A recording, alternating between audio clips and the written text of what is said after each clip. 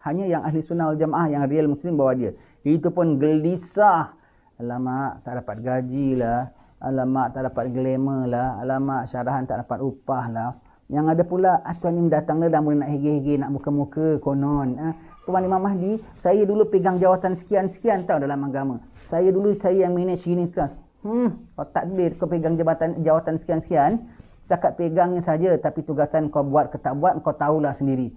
Zaman Imam Mahdi konon-konon kau tampil. Sebab apa? Kadang kau semua dah tak ada jawatan tau ketika itu. Konon-konon tampil. Diterima saja. Tapi kasih balik jawatan dia ke tidak tu wallahu alam. Dan Allah Ta'ala sengaja berikan dia macam-macam yang supernatural power. Dia boleh buatkan sihir. Tapi dia pembohong. Cakap dia semuanya tak betul. Ketahui tuan-tuan sekalian. Dajjal ini adalah penipu. Yang nama penipu sudah mesti itu tidak jujur dan tidak benar. Maka nak tarik orang semua dengan tipu dayanya.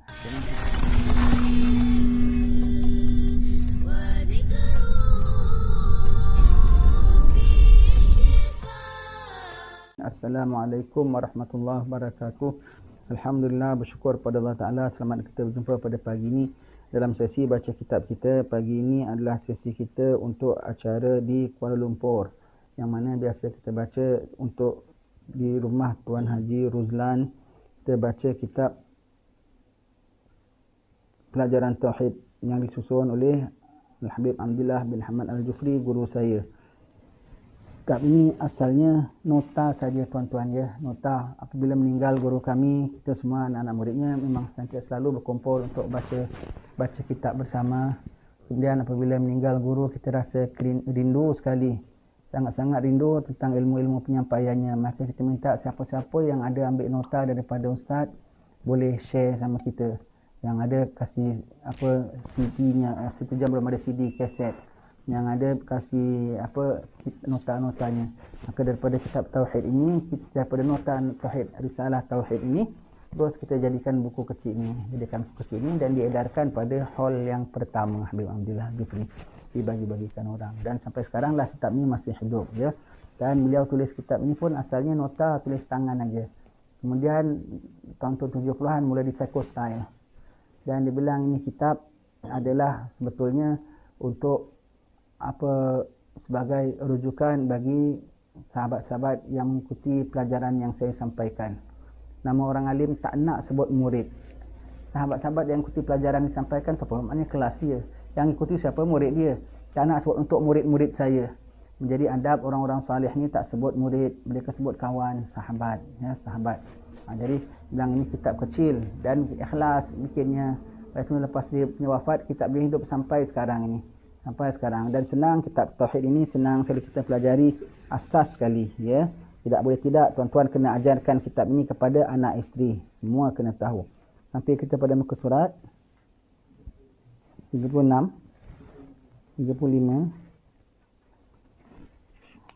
sampai tanda-tanda besar. Baik. Kita sudah sebut tanda-tanda kiamat. Yang pertama, dia tanda besar, tanda kecil. Tanda besar bermakna kiamat sudah semakin hampir. Tanda kecil bermakna belum begitu hampir. Ya. Tanda kecil dan era akhir zaman itu bila? Era akhir zaman bermula dengan awal mula di era akhir zaman, 3 eranya. Yang pertama dengan mula turunnya Nabi Adam dari langit ke bumi. Kenapa? Adam adalah anak cucu Adam, penghuni bumi, penghabisan. Inni ja'ilun fil ardi khalifah. Aku jadikan atas muka bumi ini khalifah. Dan selepas khalifah ni dah tak ada khalifah lagi. Maka Adam turun, dah kira last species on earth. Kemudian sampailah zaman Nabi Nuh, sampailah zaman Nabi Musa. Semua tu dah kira akhir zaman. Sebab itu daripada zaman Nabi Adam tidak tinggal mengingatkan umatnya, iaitu anak-anaknya dan cucu-cucunya mengenai apa? Mengenai fitnah Dajjal. Dajjalnya kemudian, tapi fitnahnya sudah ada. Ya. Kemudian apabila lahir Nabi kita Muhammad sallallahu alaihi wasallam, itu sudah era pertengahan akhir zaman. Daripada lahir Nabi sallallahu alaihi wasallam sampai wafat Nabi sallallahu alaihi wasallam, sampai satu perkara demi satu perkara berlaku, semuanya sampailah penghabisannya sekali ialah satu peperangan yang sangat besar sekali. Itu yang peperangan yang dengan dia tu terbit Imam Al-Mahdi. Jadi apabila terbit Imam Mahdi saja, Itu sudah era penghabisannya akhir zaman. Era penghabisan akhir zaman disebut sebagai tanda-tanda besar hari kiamat, ya. Jadi peperangan besar menunggu apa yang antaranya apa mengakibatkan keluarnya Imam Mahdi itu. Jadi antara kita dengan waktu ini sekarang, kita kalau dikira-kira dicongak-congak, waktunya sudah penghujung, sangat penghujung. Nabi itu lahir saja sudah kira Nabi akhir zaman, dan seterusnya setiap apa sekali disebut oleh Rasulullah pun sudah kelihatan, sudah nampak. Sampailah sekali penghabisannya sekali antara kita dengan Mahdi, rasanya tinggal satu saja tanda, iaitu apa? Perang besar.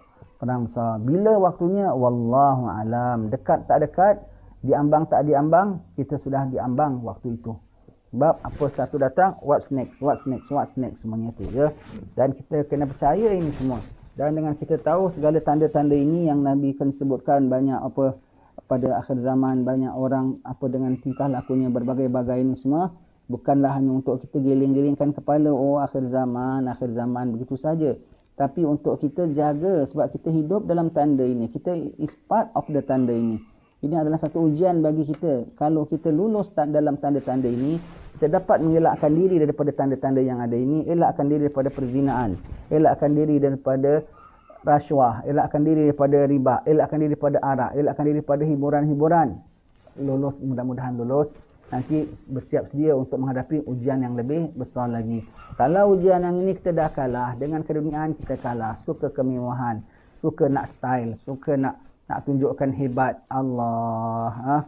Kalau ketika ini aja kita dah kalah dengan perempuan kita sembarangan, kita tak jaga sekali perkara-perkara hal ehwal hubung kait dengan apa akhlak kita. Dengan arak kita tak rasa bersalah pun, tengok iklan arak di sana sini, tengok kilang arak di sana sini, walaupun kita tak minum arak sekalipun.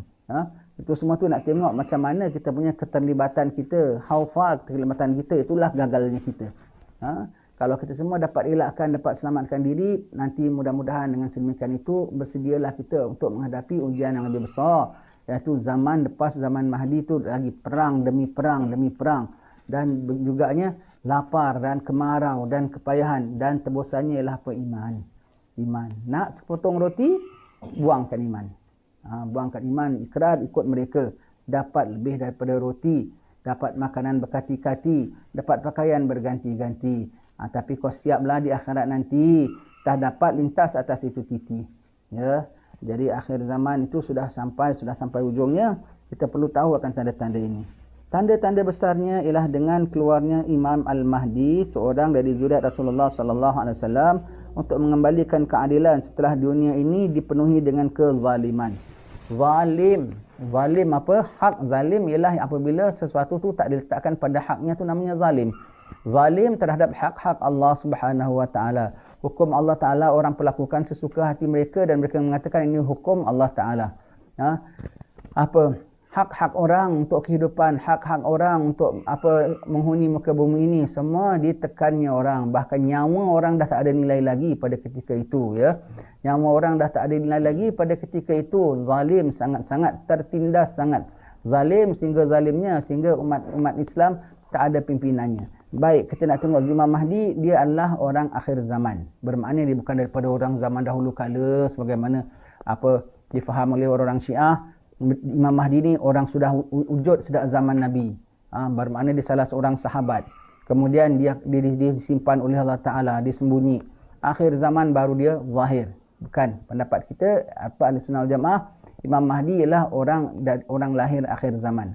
Akhir zaman dia lahir, dia membesar, dia tengok hal ehwal, dia faham, dia belajar, dia dakwah, dia tengok. Dia concern sangat tentang umat Rasulullah, dia concern sangat tentang syariat Rasulullah.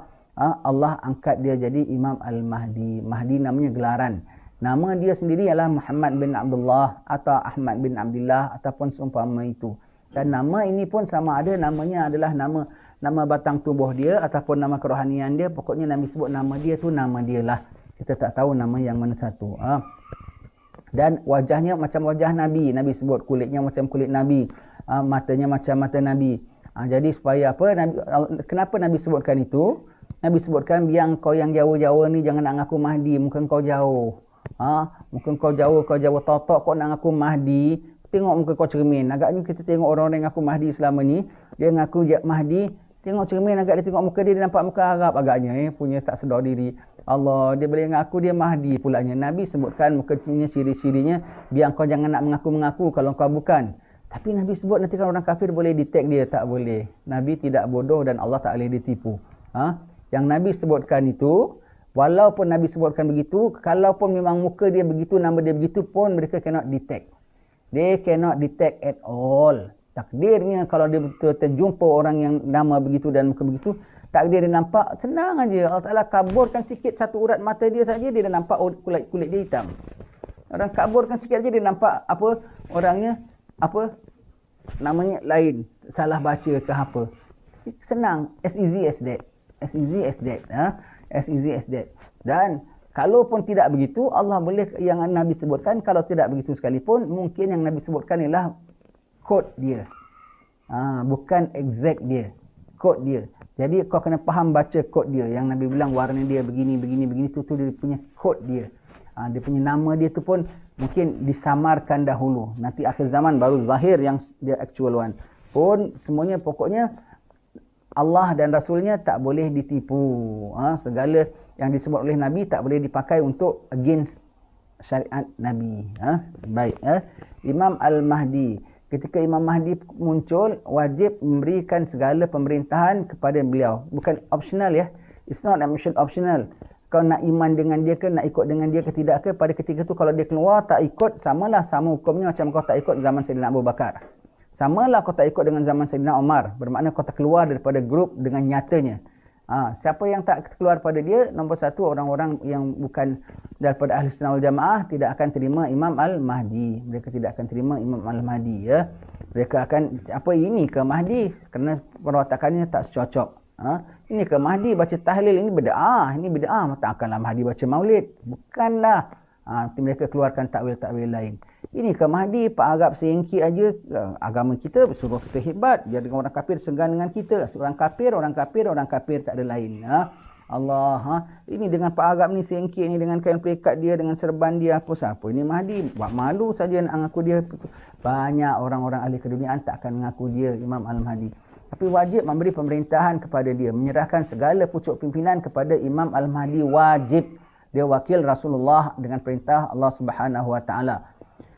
Jadi kalau Mahdi datang, segala pemerintahan Islam yang ada sekarang ni, agak-agak kita, mereka serahkan ke tidak kepada Imam Mahdi. Raja negeri sekian, presiden negeri sekian, semuanya, Tuan Imam Mahdi, kami serahkan kabinet negeri kami kepada Tuan, kami serahkan parlimen kepada Tuan. Ini segala fail-failnya semua Tuan takbirlah. Alhamdulillah Imam Mahdi dah datang, takbir dengan hadirnya. Agak-agak ni lah. Jangan kata yang kufar lah ya. Yang Muslim ni akan serahkan pada Mahdi ataupun tidak? Unlikely. Very unlikely. Bahkan kita rasa mereka tidak akan serahkan kepada Imam Al-Mahdi. Habis macam mana Mahdi nak takbir? Mahdi rampas ke? Mahdi bukan perampas. Kalau dia rampas jadi perang. Kalau dia datang tengah perang jadi damai, tak akan dia datang daripada damai jadi perang. Ya, ketika dia datang, umat Islam dah terkena tindas sangat-sangat, khususnya agamanya. Dah tertindas sangat-sangat kecuali khususnya agamanya. Apatah lagi tumpahan darahnya. Ya, maka Mahdi nak tunggu. Dia got no time to wait. Dia nak rampas, dia tak rampas. Maka takdir Allah Subhanahu Wa Taala ya, apabila Mahdi datang sebenarnya yang dikatakan zalim sangat itu ialah dunia dah ada, setiap masyarakat Islam dah tak ada pemimpin Islam lagi. Mana pemimpinnya? Sudah jatuh, sudah hilang, sudah lenyap. Mana mereka pergi? Bermula dengan proses saling jatuh. Tengok apa hadis-hadis Nabi mengenai akhir zaman. Mereka dah mula menjatuh antara mereka satu sama lain. Aku jatuhkan kau, aku jatuhkan kau, aku jatuhkan kau. Dia tak sedar yang dia jatuhkan itulah sebetulnya taulan dia. Yang dijatuhkan itulah sebetulnya yang support dia. Dia jatuh, aku naik. Kau jatuh, aku naik. Kau jatuh. Yang naik ini naik sendirian. Yang naik ini naik sendirian dan dia naik disupport oleh musuh sebetulnya. Apabila sudah sampai di atas dan dia sendirian dan yang lemah yang naik. Yang makin lemah yang naik. Yang makin lemah yang naik. Apabila nak lebih naik, senang saja macam pucuk dipatahkan aja, taruh tepi. Allah. Yang Mahdi handle ni yang jahat-jahat yang menjatuhkan semua. Nanti umat Islam tak ada kepimpinannya lagi. Imam Mahdi. Dia datang bawa betulkan syariat. Orangnya seorang wali Allah. Sifatnya zuhud. Sifatnya segala sifat-sifat mahmudah ada pada dia. Tidak ada sifat-sifat mazmumah. Tidak ada hal-hal keduniaan. Tidak ada hal kesombongan. Tidak ada hal kemegahan. Semua itu Imam Mahdi orangnya sangat-sangat zuhud. Seorang wali min auliya'illahi salihin. Ya. Dia akan terbit. Dan siapa Mahdinya belum tahu. Masih disimpan oleh Allah Subhanahu Wa Taala, bukan orangnya, identitinya. Tapi setengah-setengah orang-orang saleh sudah diberitahu oleh Allah Taala siapa yang akan jadi Mahdi. Takdirnya Allah Taala akan berlaku huru-hara pada musim haji di Makkah sehingga orang begitu banyak pertumpahan darah semua begitu gini. Takdirnya para wali-wali Allah Taala sudah berhimpun di sana yang akan membaiat kepadanya. Dan Imam Mahdinya pun ada di sana. Tapi dia tak tahu dia Mahdi. Sampai besok dia nak disuruh isytihar, barulah malam ini dia diilhamkan oleh Allah Ta'ala, dimaklumkan bahawasanya kaulah Imam Al-Mahdi. Bahawasanya kau adalah Imam Al-Mahdi. Ya. Dia tak berani. Dan orang-orang yang wali-wali yang kenal dia akan lihat. Tuan Imam Mahdi, naik. Ha? Kalau tak naik, awak berdosa terhadap umat semua. Tak berani dia naik. Dia lari pergi ke Madinah Al-Munawwarah. Pergi ke Madinah. Dan pada hari itu juga dia balik ke Mekah. Kalau dulu kita dengar dia terbang ke, dia apa ke, wali selangkah ke. Kalau sekarang senang, flight pun ada. Bullet train pun ada. Kalau drive pun daripada highway Mekah pergi ke Madinah punya laju Arab. Kalau drive 3 jam boleh sampai tau. Dulu memakan 5-6 jam. Sekarang 3 jam boleh sampai antara Mekah dengan Madinah. Boleh sampai 3 jam dah sampai. Patah balik lagi. 3 jam pergi, 3 jam balik. Sempat hari tu balik. Ha? Dia balik, dia pergi ke Madinah. Menghadap Rasulullah. Minta mandat dan istikharah. Mohon pada Allah Ta'ala. Mantap hatinya. Barulah dia balik. Dan zaman Mahdi, orang-orang pemerintahan Islam di bawah beliau. Dan yang orang-orang non-Muslim yang menganiaya umat Islam, tak boleh nak buat apa-apa dengan dia. Terpaksa kena akur dengan dia, terpaksa kena serahkan umat Islam dengan dia. Yang paling terbela sekali syariat Allah Ta'ala ditegakkan. Hukum ahkam ditegakkan. Hal ehwal pentadbiran agama semua dikemas-kinikan, dibersihkan semuanya. Dibersihkan daripada yang bukan-bukan, daripada yang kecelaruan, semua dibersihkan. Kemudian yang umat Islam yang di bawah orang-orang kafir punya takbiran, mereka tak boleh bikin apa. Mereka terpaksa kena akur dengan Mahdi. Ya. Dan Mahdi ini tidak perlukan tentera yang besar pasal dia bukan nak takluk negeri orang. Dan dia tidak perlukan senjata yang banyak, senjata yang canggih. Pasal apa? Cukup segala senjata engkau tu takluk pada dia. Dia tak makan senjata. Senjata semua itu adalah makhluk Allah. Tidaklah pisau boleh memotong, tidaklah pisau boleh menikam kecuali dengan izin Allah. Tidaklah api boleh terbakar dan boleh membakar kecuali dengan izin Allah. Tidaklah bom, tidaklah meriam boleh meledak kecuali dengan izin Allah. Sementara ini Allah izinkan. Benda tu semua Allah yang punya. Gunpowder tu Allah yang punya. Apa tu lagi kita pun tak tahulah. Setahu kita gunpowder saja, orang bikin bom pakai alat apa pun kita tak tahu ya. Semua bahan-bahan yang kau nak bikin bom, kau nak bikin nuklear, kau nak bikin atom bom, kau nak bikin apa, semua tu, semua itu daripada Allah Ta'ala. Semua daripada Allah Ta'ala. Setakat ini sunnatullah. Kalau yang nama gula manis, yang nama garam masin. Tapi kalau satu masa Allah Ta'ala nak tukarkan, boleh tak? Boleh. Yang nama bom meletup, maka mereka try. Tapi tidaklah semua ni hamba-hamba Allah Ta'ala menjadi alat bagi musuh Allah. Bahkan menjadi alat bagi orang-orang yang taat dan patuh kepada Allah. Takdirnya boleh jadi bom tidak ledak. Jadi bom tidak ledak. Itu semua Mahdi sampai siapa dekat dengan dia saja nak kacau dia ditelan bumi. Jadi dia tak perlukan peralatan yang canggih-canggih. Kerana cukup peralatanmu tidak akan jalan dengan dia. Dia tak perlukan tentera yang banyak. Saya bukan nak tadbir negeri orang. Dan dia pandai tadbir tak? Orang-orang pegawai-pegawai dia akan pandai tadbir tak? Bagus tak tadbiran mereka nanti? Orang sini tak ada pengalaman tau. Tak pernah jadi pegang jawatan itu, tak pernah pegang jawatan ini. Pandai dia orang boleh tadbir tak? Can they manage this world? Can they manage Muslimin punya hal ehwal? Boleh tak? Mahdi. Sebelum kita jawab, kita tanya. Di merata-rata tempat di dunia ini, yang takbir sekarang, boleh manage tak? Pandai manage tak? Good management ke tidak? Bagus sangat ke tidak? Jadi kau jangan have doubt terhadap Mahdi dan pegawai-pegawainya yang memang mereka itu dipilih oleh Allah Subhanahu Wa Taala.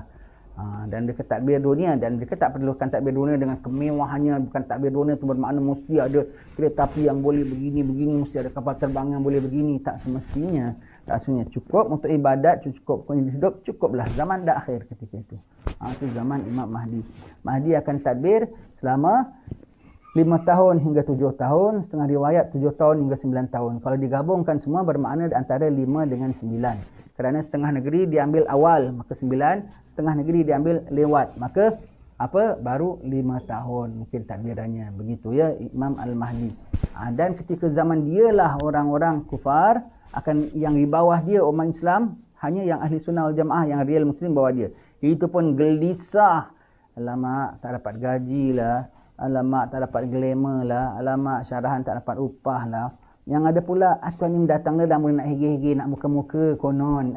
Tuan Imam Mahdi, saya dulu pegang jawatan sekian-sekian tau dalam agama. Saya yang manage gini sekarang. Kau takbir, kau pegang jawatan sekian-sekian. Setakat pegangnya saja, tapi tugasan kau buat ke tak buat, kau tahulah sendiri. Zaman Imam Mahdi konon-konon kau tampil. Sebab kadang kau semua dah tak ada jawatan tau ketika itu. Konon-konon tampil. Dia terima saja. Tapi kasih balik jawatan dia ke tidak tu, wallahualam. You are not needed. Sorry, not say you are not needed. People like you not needed. People yang bermuka-muka dalam agama. Mula dia rasa resah. Aku dulu pegang jawatan sekian-sekian, Mahdi tak lakukan aku. Mula dia rasa resah. Tahu-tahu dia tengok orang yang dulu dia boleh perintah, orang yang dulu dia boleh tekan, orang yang dulu dia tengok kuli dia tu. Tahu-tahu dia pula yang Mahdi kasih, tuan awak jadi governor negeri sekian. Tuan awak takbir di departmen sekian. Dia pula, kenapa bukan aku? Dia dah mula tawar hati dengan Mahdi. Tawar hati, lama-lama paling hati. Paling hati, keluar Dajjal terus paling tadah. Jadi yang dalam bawah Mahdi dah lah sikit. Dan tak selesa pulaknya di bawah Mahdi. Uji pulaknya, makanan kurang, kemarau. Sebelah yang sebelah pihak lagi mewah dan nak apa semua boleh dapat, istidraj bagi mereka. Baik dalam tekanan Imam Mahdi and the group, dalam penindasan. Berapa lama mereka dalam penindasan? Berapa lama mereka dalam sekatan? Berapa lama mereka dalam tahanan yang ditahan oleh orang? Berapa lama? Sebelum kita jawab, kita tanya lagi. Yang mereka yang dapat kemewahan, yang mereka dapat kebebasan, yang mereka dapat jadi atasan, berapa lama mereka boleh dalam position begitu? Berapa lama mereka boleh dalam nikmat begitu? Sama-sama tak lama. Tetapi kalau kita dalam sengsara tak lama, bermakna tak lama sengsara. Dan mereka pulaknya tak lama ceria. Bertukar apa jadi? Akan lama, bahkan sangat lama. Mudah-mudahan kita bahagia. Akan lama dan sangat lama, bahkan tidak ada habis lamanya dalam duka cita. Begitu ya. Jadi zaman Imam Al-Mahdi pasti akan keluar akhir zaman. Tidak berlaku kiamat kecuali akhir zaman pasti keluar Mahdi. Dan ketika mereka desah di bawah Mahdi, tiba-tiba pihak kufar pun tak boleh nak halang Mahdi. Allah Ta'ala lepaskan pemimpin mereka pula, iaitu siapa? Dajjal, ya.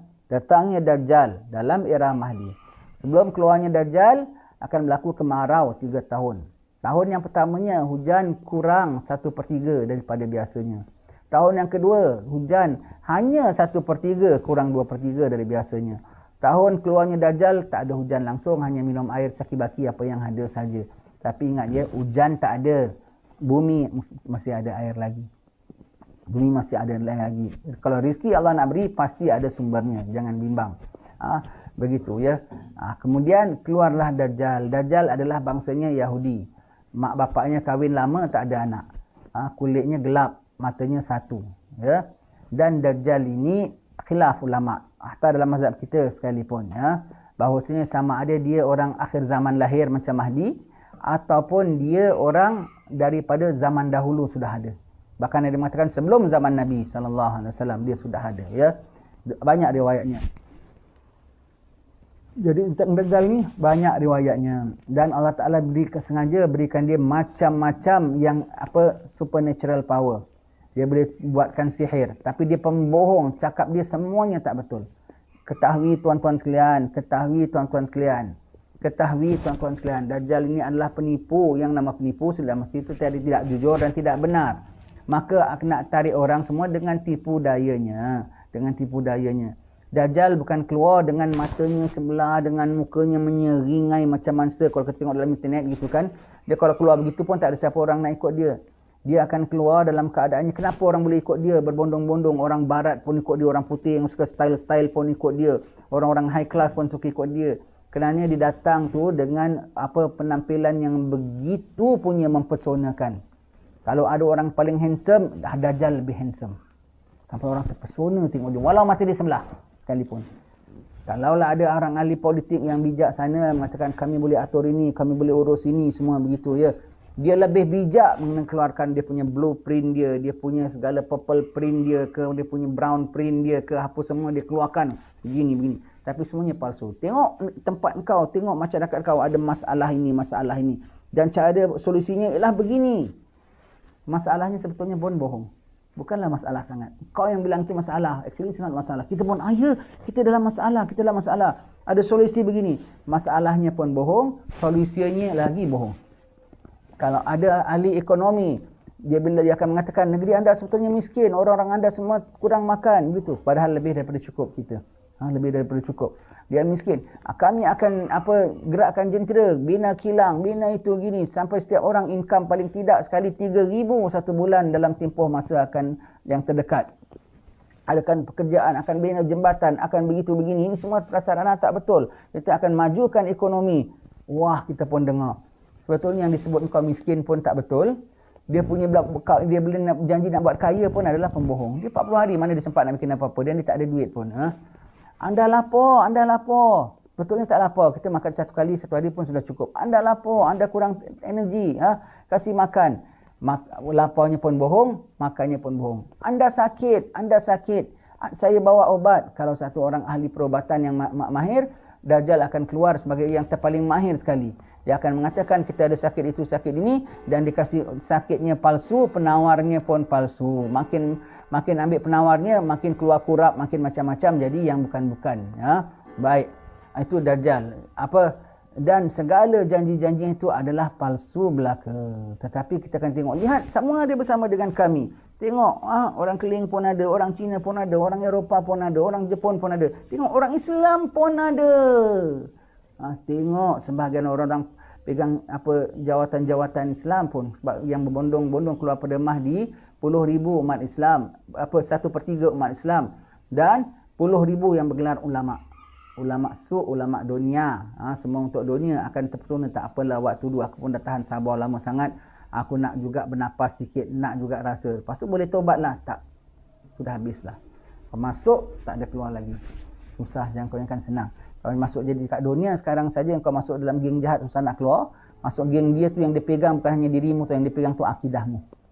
Jangan kata kau tak nak keluar, jangan kata kau nak keluar, pandai-pandai aku cari keluar. Kau tak nak keluar pun. Bahkan kau bergayut dengan dia. Bahkan kau bilang, Alhamdulillah, aku dah bawah ini fulan. Dapat aku sembahyang dengan sempurna. Dapat aku makan yang halal. Dapat aku jaga anak isteri aku dengan baik. Semuanya palsu dan bohong belaka. Itu namanya fitnah Dajjal. Ya. Itu namanya fitnah Dajjal. Dan Imam Mahdi tak boleh nak bendung Dajjal, tak boleh nak stop Dajjal, sehinggalah nanti turunnya Nabi Isa alaihissalam. Nabi Isa, yang umat Islam dah terkepung, semua umat Islam berhimpun di Suria. Kenapa boleh kumpul di Suria? Wallahualam, mungkin yang kerana itu ada keluar yang orang bilang angin panas ataupun api yang keluar menghalakan manusia. Mungkin keluarnya itu untuk menghalakan manusia tempat ini. Mungkin ya. Kumpul semua mereka di Suria, di Dimashq ya, Damsyik ya. Ketika Imam Mahdi dah dikepung, umat Islam dah sedikit sangat, tengah dikepung nak sembahyang subuh, tiba-tiba dapat isyarat turun Sayyidina Isa alaihissalam dari langit. Dalam usianya yang dinaik atas lebih kurang 33 tahun. Maka turun dia di Manaratul Baydha, menara putih. Baik itu, dan dia bukan naik tangga menara tu tau. Dia dari atas langit. Maka dia naik turun atas, dia tak masuk dalam menara tu pun. Dia keluar daripada luar menara tu, orang dah siapkan tangga. Jadi dia turun atas menara tu, dia turun dengan tangga yang dipasang untuk ke bawah. Dia turun. Dan Imam Mahdi pun sambut dia, umat Islam pun sambut dia. Turun Dajjal tengok, wah dia tahu itu dia punya last day. Terus dia tinggalkan pimpinan dia, dia tinggalkan rakyat dia, dia tinggalkan semua. Tinggal sebab dia nak cuba nak selamatkan diri. Berlakulah perang begitu besar. Imam Mahdi, Sayyidina Isa sembahyang subuh dengan Imam Mahdi. Imam Mahdi pelawa, dia jadi imam, tapi dia mengatakan imamukum minkum, imam kamu di kalangan kamu. Maka Sayyidina Mahdi tetap yang jadi imam. Sayyidina Imam Mahdi tetap jadi imam. Maka lepas itu mereka keluar, terbang Nabi Isa alaihissalam. Sebab itu kita kena tahu watak wali-wali. Kita kena tahu bahawa karamah-karamah tu ada. Satu hari nanti kita akan ditakbir di bawah karamah, di bawah mukjizat. di bawah karamah Imam Mahdi dan bawah mukjizat Nabi Isa alaihissalam, ya. Maka dia terbang, maka larilah pertempuran Dajjal dan musuh-musuhnya semua ditindak. Yang mati telan bumi, ditelan bumi, yang terbakar, yang senjata makan puan. Kau jangan bimbang, habis macam mana kita umat Islam dah sikit tak ada senjata, mereka banyak dan banyak senjata, bagus. Mereka banyak, senjata pun banyak, jadi senang senjata mereka makan mereka sendiri. Tahu-tahu dia punya, dia tekan peluru, kepada umat Islam, peluru dia keluar, U-turn balik. Mungkin tak? Mungkin. Ataupun as easy as dia tekan, kau tak bergerak. Tekan, kenapa tak bergerak? Cair. Boleh tak? Boleh. Kita cakap lah. Kau cakap apa-apa imajinasi. Kuasa Allah Ta'ala lebih daripada ini. As easy as berapa second? Allah belah bumi, tahu markas ketenteraan mereka yang besar, tahu berapa second? Besar markas dia pun atas bumi hanya 10 minit saja tau. Di alam semesta lagi kecil lagi lah, jangan nak ngada-ngada lah. As easy as that. Mana kita punya markas? Lenyap terus. Dengan kau pun sekali boleh telan. Semua tak susah bagi Allah Ta'ala. Semua tak susah. Hamba Allah Ta'ala, macam mana Allah Ta'ala boleh tumbuhkan rumput beribu-ribu sekaligus, begitulah Allah Ta'ala boleh matikan kau sekaligus. Tak susah bagi Allah Subhanahu Wa Ta'ala, ya. Keluarnya Nabi Isa, takbir selama 40 tahun. Dunia dengan syariat Nabi Muhammad, ya. Orang kata nanti diturun takbir dengan syariat Injil. Bukan, dia turun dengan syariat Nabi Muhammad, dia takbir dengan Quran. Dan dia membetulkan kepada orang kufar. Jadi orang kufar yang mengatakan bahawa dia anak Tuhan apa semua, yang setengahnya yang masih baik, akan terus tinggalkan agama dia, masuk agama Islam yang sebenarnya. Sebab itu anak-anak kita yang lahir sekarang, ajarkan agama yang asas-asas. Zaman Nabi Isa nanti, kalau budak-budak itulah yang akan besar pada zaman Nabi Isa. Zaman kita ini, perkara semua akan berlaku zaman kita. Dalam era kita lah maksudnya, sama ada kita mati ataupun tidak, tapi bermakna dalam era kita, bukan dalam era 300-400 tahun yang lalu, ya. Kenapa? Zaman sahabat dia dah anticipate all this, dah menunggu-nunggu. Zaman Imam Haddad dah tunggu-tunggu, apalagi zaman kita, ya. Ke anak kita yang ada sekarang ini, ajarkan paling tidak yang asas-asas agama. Jadi mereka boleh bimbing diri mereka, dan mereka boleh jadi tenaga pengajar Imam Mahdi, tenaga pengajar Nabi Isa untuk orang-orang kufar yang masuk Islam, ya. Jadi mereka boleh jadi tenaga pengajarnya. Jadi mereka boleh ajar umat Islam sembahyang, puasa, paling tidak yang basic, ya. Basic boleh diajarkan oleh mereka ketika itu, ya. Berbondong-bondong masuk Islam. Berbondong-bondong akan masuk Islam pada zaman Nabi Isa. Aman damai 40 tahun. Orang punya pet apa kat rumah? Ular besar main dengan baby dia. Golek-golek, gelut-gelut. Tak apa-apa. Orang gembala kambing, yang tolong jagakan kambing apa? Singa. Singa boleh tolong gembalakan kambing, bukan serigala tau. Singa. Punya aman, damai, punya adilnya zaman Nabi Isa alaihissalam. Dan kita jangan ingat Imam Mahdi, kemudian Dajjal, kemudian Nabi Isa, mereka jumpa sekejap saja. Boleh jadi overlap. Boleh jadi yang nama Dajjal tu keluar awal Mahdi. Dan boleh jadi yang Nabi Isa tu pun juga overlap zamannya dengan Mahdi. Jadi bermakna zaman awal Imam Mahdi dah keluar Dajjal, dan kemudian dah turun Nabi Isa, maka panjanglah Imam Mahdi dengan Dajjal, ya. Dalam pentadbirannya dia bantu Nabi Isa dalam pentadbirannya, begitu, ya. Nabi Isa akan takbir menurut riwayat 40 tahun. Ada berbagai riwayat, adanya mengatakan 40 tahun. Dan dia akan duduk di mana? Ada mengatakan hanya 7 tahun saja, ya. Ada mengatakan 7 tahun, lebih kurang macam zaman Mahdi. Ada mengatakan 40 tahun. Bermakna time-nya pun still tidaklah tepat. Masih ada khilaf lagi, ya. Dan ia akan wafat di Madinah Al-Munawwarah. Dia berkahwin dengan zuriat Rasulullah Syarifah. Dia akan dapat 4 orang anak. Dan dia akan dikebumikan di sisi makam Nabi. Di makam Nabi SAW, Sayyidina Abu Bakar sebelahnya, dan sebelahnya lagi Sayyidina Isa, sebelahnya Sayyidina Umar. Jadi Sayyidina Abu Bakar, Rasulullah mengatakan Abu Bakar ni orang yang diapit oleh 2 Nabi. Nabi Muhammad dan Nabi Isa alaihissalam. Ya, dia wafat.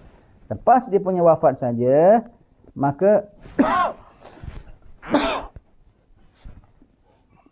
dalam era Nabi Isa juga akan keluar Ya'juj wa Ma'juj. Akan keluar Ya'juj wa Ma'juj ya. Tentang dabbah ni banyak khilaf. Dabbah ialah seekor haiwan yang keluar dan melata, dan dia boleh tengok muka mukmin orang baik macam mana. Bermakna pada di zaman dia keluar tu mungkin masih ada orang kafir. Zaman dia keluar tu masih ada orang kafir. Ya. Zaman Nabi Isa tidak ada orang kafir. Jadi mungkin dia keluar pada zaman sebelum Nabi Isa ataupun dia keluar selepas zaman Nabi Isa. Ketika orang masih mukmin tapi masih dah ada yang kafir. Dia akan tengok muka orang. Orang kafir macam mana sekalipun, jahat macam mana, dia tengok, dia bilang mukmin. Orang ni akan mati dalam iman. Kalau dia tengok orang salih, orang baik sekali, Allah, tuan guru, kiai, ulama, tok syekh, dia tengok sekali kalau dia bilang kafir orang tu. Allah, dabbah dia haiwan yang boleh berkata-kata, ya. Kemudian itu dabbah. Kemudian keluar Ya'juj wa Ma'juj. Ya'juj wa Ma'juj ni sudah sejak zaman silam. Dari zaman Al-Qarnain dia sudah ada. Sampai dia makan haiwan, makan orang, merosakkan tanaman. Sangat-sangat merosakkan Ya'juj wa Ma'juj. Maka mereka minta tolong Iskandar Al-Qarnain. Iskandar Al-Qarnain diizin Allah Ta'ala masuk ke dalam golongan Ya'juj wa Ma'juj. Tapi mereka tak boleh apa-apakan dia. Wali Allah. Mereka tak boleh kacau Iskandar Al-Qarnain, ya. Maka dalam riwayat mengatakan ada yang besar gadang, ada yang kecil-kecil. Pokoknya amai. Dia satu spesies tapi spesies dia begitu. Kalau kita tengok cerita orang putih yang besar-besar tu lebih kurang macam troll, macam Shrek. Kalau yang kecil-kecil tu macam gremlin. Dia keluar banyak sekali macam-macam melati. Sebab itu orang putih kalau bikin filem macam real. Sebab riwayatnya memang ada. Jadi kita tengok tu boleh terima akal sebab perkaranya memang ada. Perkaranya memang ada, ya. Keluar ganas, manusia pun dimakannya apa semua, ya. Dia kalau keluar Ya'juj wa Ma'juj, dia kalau keluar, dia nak rentas satu tasik, bukan dia berkayuh ke, bukan dia berenang ke, dia jalan aja. Sambil dia jalan, dia sambil minum airnya. Sambil dia jalan, sambil minum airnya, sambil makan segala ikan dalamnya sendiri, sambil jalan sebesar-besar tasik pun, dia keluar je, air tasik dah kering. Dia kalau nak lalu tepi kebun, bukan setakat dia tebas ke, dia tebang saja, sambil makan. Dia punya perakusnya, Ya'juj wa Ma'juj, ya, sambil makan sekali, ya. Dia dah disimpan di Al-Qarnain, simpan dia di dalam tembok bimetallic strip. Besi, tuang tengah tembaga, tengahnya tuang besi. Jadi kuat sekali kukuh. Dan dia korek lubangnya, dia cakor. Kukuhnya boleh cakor besi tu maknanya macam mana? Tajam, ya. Cakor. Nanti asal malam aja dia balik. Besok dia orang bang saja, dia tengok, alamak, yang dicakar semua dah bertampal balik semula. Tak boleh. Dia tak putus asa, dia cakar sampai zaman Nabi. Pernah Nabi sampai kaget. Kenapa ya Rasulullah? Isteri bertanya. Nabi bilang, lubang tembok Ya'juj wa Ma'juj sudah besar begini. Sama Rasulullah. Sekarang dah macam mana? Tapi dia belum boleh keluar. Jadi bermakna dia bukan jenis jin yang boleh keluar halus di angin. Dia jenis fizikal. Ada yang mengatakan dia jenis manusia, ada yang mengatakan dia bukan manusia. Dia ada jenis spesies lain, ya. Pokoknya bertaring, bersiung, bertanduk lah begitu, ya, semua, ya. Dia keluar, wajahnya hodoh sekali. Sampai satu masa nanti orang dah tak bang. Bila orang dah tak bang, dah tak dengar bunyi bang, tembok dia dah tak affected lagi. Dah tak terpelihara kita dari tembok dia. Dan pada malam penghabisan itu dia boleh teringat pula cakap insya-Allah. Berapa ribu tahun tau dia gali, dia korek tak dapat. Last night tu dia akan bilang, besok kita boleh keluar insya-Allah. Pasal dia sebut insya-Allah, Allah Taala kabulkan. Betul datang tengok, loh, kok belum tertutup, masih macam semalam. Dia kena buat sikit aja lagi. Terus dia buka, terus ceprot, keluar terus, ya. Terus dia keluar membuat kekacauan. Dan Nabi Isa AS, itu zaman era Nabi Isa, ya, era Nabi Isa, tak boleh nak terlawan dia. Orang habis, manusia adalah sikit, ya. Orang mukmin semuanya belaka. Dia kacau, dia makannya, dia apa semua, sampai umat Islam dengan Nabi Isa lari naik atas gunung. Dah sampai tengah gunung, Ya'juj Ma'juj sedang approach, nak kerjakan orang. Nabi Isa tak terlawan. Nabi Isa doa pada Allah Ta'ala minta selamat.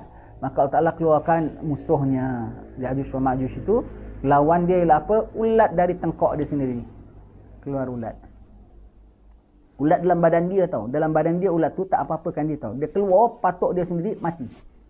Allah punya kuasa ya. Allah punya kuasa. Ibarat bateri dalam satu alat. Bateri dalam satu alat tu tak apa-apa. Bateri tu keluar, cocok alat tu meletup. Umpamanya lah. Begitu ya. Ulat dia tu mati gelimpangan. Bangkai dia punya banyak. Yajuj wa Majuj. Sampai busuk sekali. Maka Allah Ta'ala lepaskan burung Garuda. Sebab tu orang dulu bilang, akhir zaman ada burung Garuda tau. Betul. Burung Garuda tu burung besar. Burung besar. Orang Melayu kalau burung besar tu Garuda. Burung Garuda. Burung Garuda. Besar burung Garuda. Maka apa akan datang ambil bangkai-bangkai Yajuj wa Majuj dan dicampakkan ke laut. Campakkan ke laut. Kemudian Allah Ta'ala turunkan hujan berapa hari sampai bersih bumi ni kembali. Lepas tu aman damai lagi sekali. Tak berapa lama wafat Nabi Isa. Lepas wafat Nabi Isa AS, orang sudah mula jadi kufar. Dah mula kafir. Kaabah pun runtuh, Quran pun diangkat. Kaabah pun runtuh, Quran pun diangkat. Apabila sampai diangkat sampai dalam hati-hati manusia, nak baca Fatihah pun tak tahu. Hanya masih boleh ingat Allah saja. Hanya boleh sebut Allah saja. Dan apabila dah tak ada orang sebut nama Allah saja, dah barulah kiamat. Barulah kiamat ya. Kemudian Kaabah akan runtuh. Mereka akan tengok Kaabah, tempat Kaabah, mereka akan mengatakan, dulu di sini tempat diorang ada sembahyang-sembahyang tau kat sini, tapi mana ya dah tak ada apa pun. Sekarang aja tengok. Mekah tu, kalau kita pergi ambil gambar Mekah, dulu kita pergi Mekah ambil gambar kat mana pun orang tengok, ini kat kedai-kedai Mekah ya gitu. Sekarang tidak apa. Kalau kau tak dalam Masjidil Haram punya pun dah lain Masjidil Haramnya. Kalau kau tak ambil gambar, tak nampak Kaabahnya, kau ambil gambar di belakangkan Kaabahnya aja, kau ambil gambar depan kedai, depan apa, orang ingatkan kau di England. Ada banyak butik-butik, butik beg tangan mahal, butik sepatu mahal, butik perfume mahal pun ada juga. Dulu kalau waktu sembahyang, semua orang jual tasbih, jual apa semua, tutup lepas maghrib, semua tutup dengan kain saja. Kalau yang di Mekah semua, mereka duduk dalam Quran, dalam Masjidil Haram baca Quran. Kalau di Madinah, mereka semua masuk kedai-kedai ini semua, masuk Masjid Nabawi baca Dalailul Khairat. Sekarang, Dalailul Khairat ke mana? Baca Quran ke mana? Waktu-waktu pun dia tak tutup kedai. Sembahyang kat luar kedai dia saja. Petang sejadah, nampak jemaah boleh ikutkan.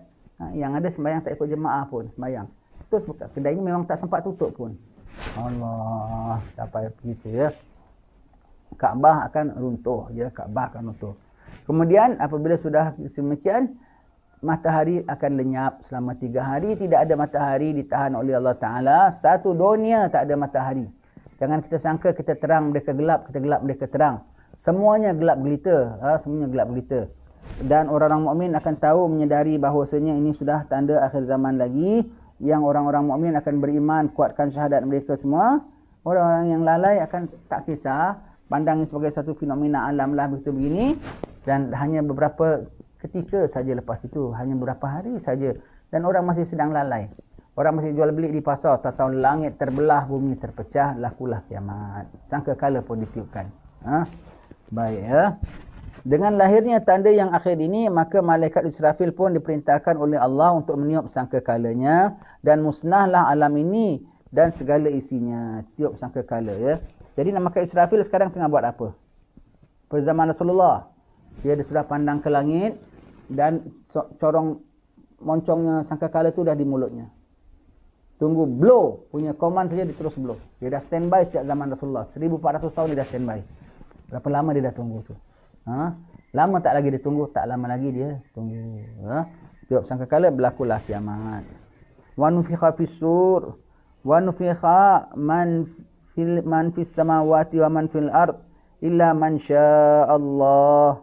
Thumma nufikha fihi ukhra fa idahum qiyamun yanzurun. Artinya, dan ditiupkan sangkakala, maka matilah orang-orang yang di langit dan di bumi, dan yang melainkan yang dikehendaki oleh Allah Ta'ala. Yang tak mati apa? Ada yang tak mati. Arash tetap ada. Kursi tetap ada. Roh tetap ada. Syurga neraka tetap ada. Semua tak ada. Tak binasa. Ya. Malaikat-malaikat pun semuanya binasa. Malaikat-malaikat pun semuanya binasa. Kemudian ditiupkan sangkakala, malaikat Israfil, barulah hari kebangkitan. InsyaAllah akan kita baca pada apa perkara-perkara yang berlaku pada hari kiamat. Ya, insyaAllah. Wallahu alam. bisawab. Semoga Allah Taala ampun dosa kita, tetapkan iman kita.